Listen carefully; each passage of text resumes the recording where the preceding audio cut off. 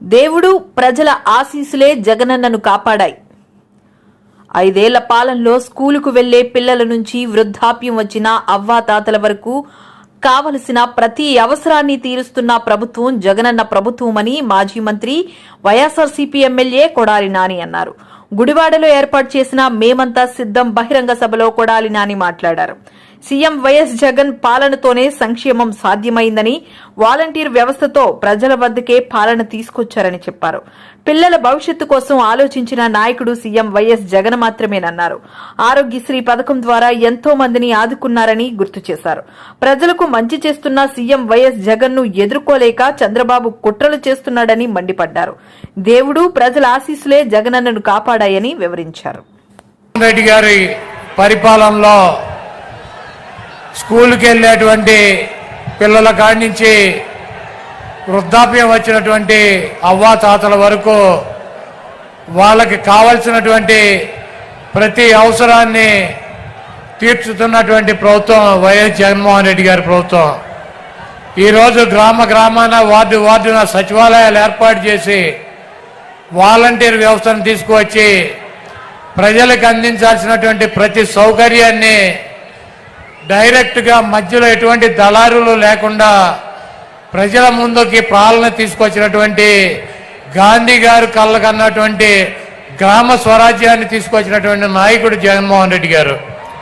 అదేవిధంగా స్కూలు పిల్లలకి వాళ్ళకు కావాల్సినటువంటి ఇంగ్లీష్ మీడియం విద్య, వాళ్ళకు కావాల్సినటువంటి బట్టలు, పుస్తకాలు, తిండి అన్నీ కూడా ఒక తండ్రి స్థానంలో చూసినటువంటి వ్యక్తి జగన్మోహన్ రెడ్డి గారు.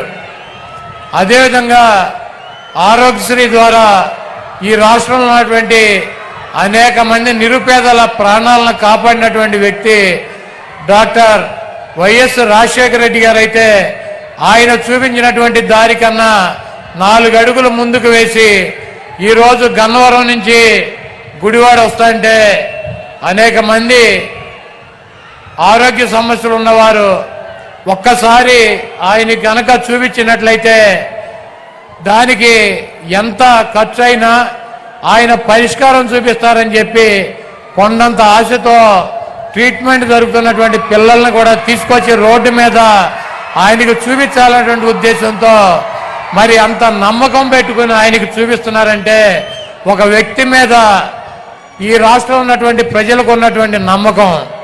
అదేవిధంగా జగన్మోహన్ రెడ్డి గారిని ఎదుర్కోలేక చంద్రబాబు నాయుడు గారు ఒక కూటమి కట్టాడు, మాయ కూటమి.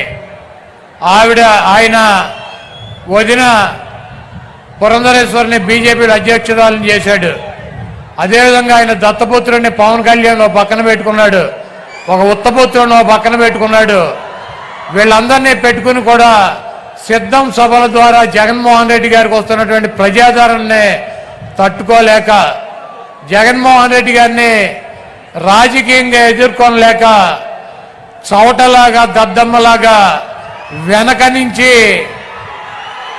జగన్మోహన్ రెడ్డి గారిని భౌతికంగా ఇక్కడి నుంచి తొలగించాలన్నటువంటి ఉద్దేశంతో మరి మొన్న అర్ధరాత్రి విజయవాడలో ఆయన మీద దాడి జరిగింది. ఆయన ఎప్పుడూ ఒకటి చెప్తూ ఉంటాడు, పైన ఉన్నటువంటి దేవుడు ఆశీస్సులు ఉన్నాయి, ఇక్కడ ఉన్నటువంటి ప్రజల ఆశీస్సులు ఉన్నాయని చెప్పి.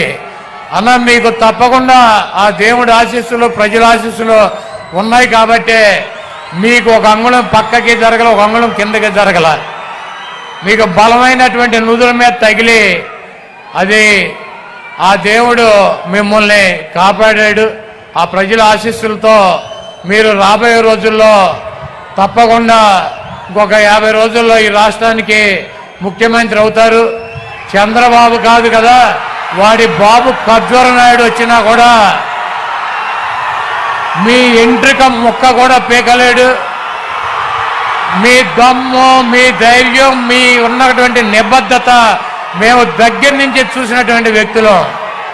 మీది స్వచ్ఛమైనటువంటి చిరునవ్వు, మీరు చెప్పినటువంటి మాట తూచా తప్పకుండా నిలబడేటువంటి తత్వం మీది. ఒక ఓటు కోసం, ఒక పదవి కోసం ఒక్క చిన్న అబద్ధం కూడా మీతో చెప్పించలేనటువంటి పరిస్థితి 5 సంవత్సరాలుగా మేము మిమ్మల్ని దగ్గర నుంచి చూసాం. ఒక్క చిన్న అబద్ధం చెప్పండి అన్న అని చెప్పి బతిమాల కూడా ఒక చిన్న అబద్ధం కూడా చెప్పించలేము ఆయనతో. ప్రజలకి ఇచ్చినటువంటి మాట కోసం, క్యారెక్టర్ కోసం రాజశేఖర రెడ్డి గారు చూపించినటువంటి దారిలో ప్రజల గుండెల్లో చిరస్థాయిగా నిలిచిపోవాలన్నటువంటి మనస్తత్వంతో ఎన్ని కష్టాలున్నా, ఎన్ని ఇబ్బందులున్నా, ఎన్ని బాధలున్నా